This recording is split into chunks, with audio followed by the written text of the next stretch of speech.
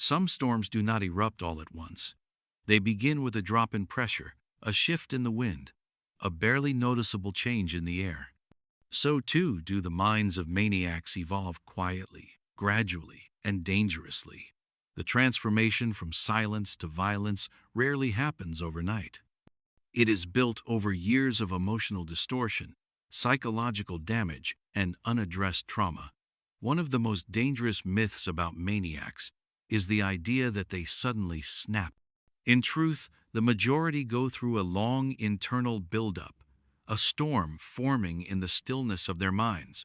It begins with frustration, rejection, humiliation.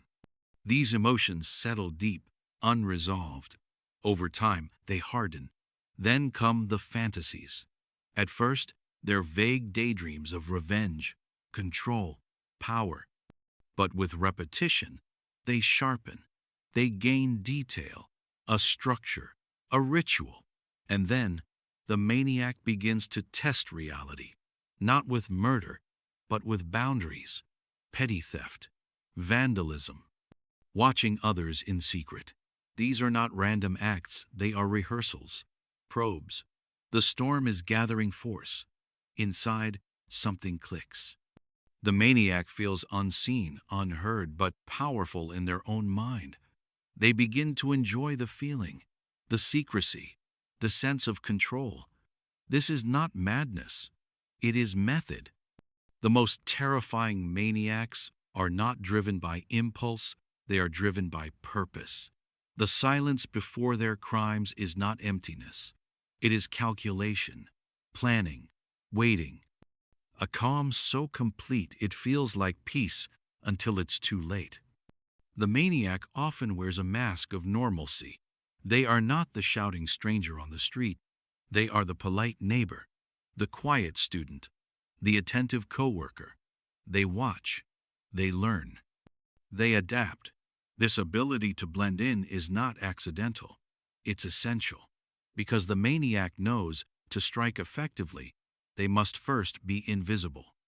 What separates the maniac from the average person isn't just the capacity for violence, it's the absence of internal brakes. No guilt, no empathy, no doubt, only drive, only mission. And the storm grows stronger. They begin collecting trophies, not physical, always sometimes it's memories, digital files, newspaper clippings, proof that they acted, that they had power. These trophies feed the fantasy, and the fantasy feeds the storm. Most maniacs don't want to get caught, but they do want to be known, even if only in their own mind. The moment of the first kill is not chaos, it is clarity. They feel alive, not because they are evil, but because, for the first time, they feel complete. The silence inside them is gone, replaced by something louder, darker, and far more dangerous. And once that silence is broken, it becomes an addiction. They chase the feeling again, and again, and again. They do not see evil. They see order. They do not see victims. They see answers. The mind of a maniac is not always filled with chaos. Often, it is ruled by a strict and terrifying logic, a system of beliefs that has been carefully constructed, piece by piece, over years of silence. To outsiders, their actions seem monstrous, senseless, but to them, there is structure, there is purpose, there is meaning. This internal belief system, often completely detached from reality, gives them a sense of power. It allows them to turn murder into mission, cruelty into clarity, and that is what makes them so dangerous. Because a man who believes his actions are righteous will never hesitate, and he will never stop until he is stopped. Many maniacs exhibit signs of what psychologists call narcissistic delusions, not just arrogance or pride, but a deep-seated belief in their own superiority. They may see themselves as chosen, above society, beyond law. Some believe they are instruments of fate. Others believe they are exacting justice that the world is too weak to carry out. This belief gives them moral immunity in their own minds. They are not doing wrong, they are doing what must be done. And because of this, they feel no guilt. Some even feel pride. Consider Richard Ramirez, the so-called Night Stalker.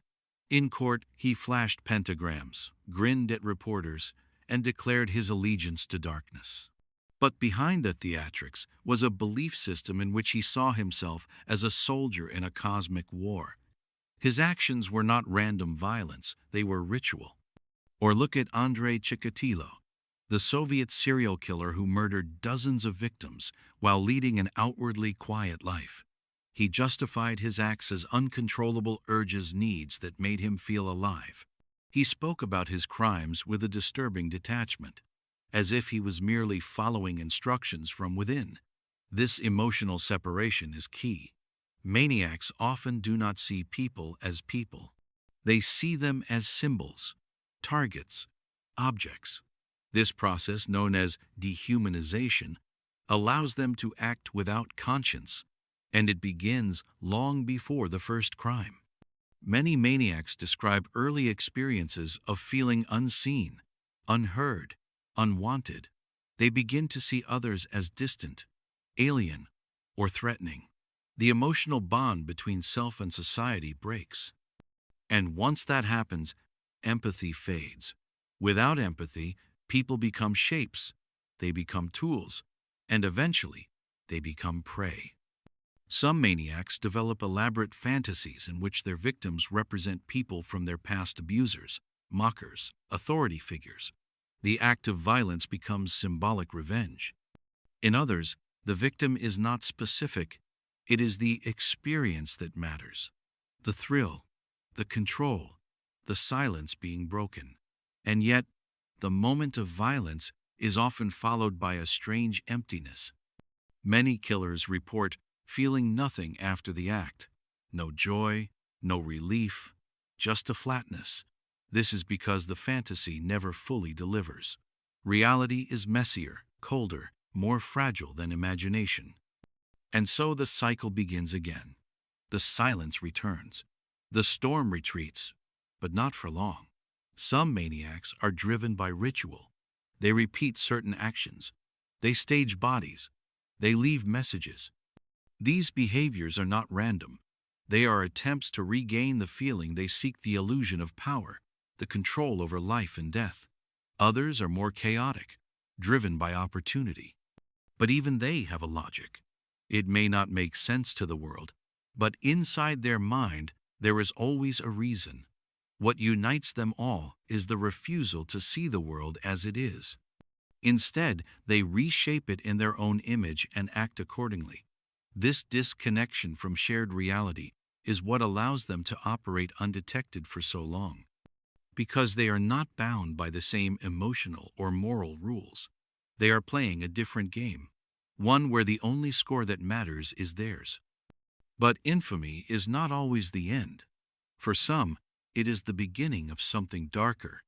In prison cells and psychiatric wards, many maniacs continue to build their internal worlds, drawing, writing, analyzing themselves with eerie clarity. They speak about their crimes as if describing the weather. They become storytellers of their own horror, and society listens fascinated, horrified, trying to understand the unthinkable. But the truth is, not all storms are meant to be understood. Some storms exist simply because the conditions were right. The air was still, the pressure built, the silence lingered too long, and no one noticed until the lightning struck. What drives someone to kill without remorse? To plan, execute, and relive acts of inhuman cruelty? It's a question without a single answer. But one thread connects nearly every case: disconnection. From others, from reality, from the self. That disconnection turns the world into a place of shadows. And in the shadows, anything becomes possible. The final moments before a maniac strikes are not filled with rage. They are often marked by eerie calm, a precise stillness, a mechanical focus. The mind is no longer in conflict. The decision has been made. The storm is already falling. This moment, this internal point of no return, is one of the most terrifying concepts in forensic psychology, because once a person crosses that invisible threshold, they rarely come back. Many say afterward they felt nothing, or worse, they felt peace, because for them, the silence was finally broken, and that silence had become unbearable. The real horror is not the violence itself. It is how invisible the path to it can be, how quiet, how normal. We imagine monsters as loud, grotesque, uncontrollable. But many of the worst killers in history were soft-spoken. They said please and thank you. They smiled. They passed background checks. And still, they were planning, watching, waiting.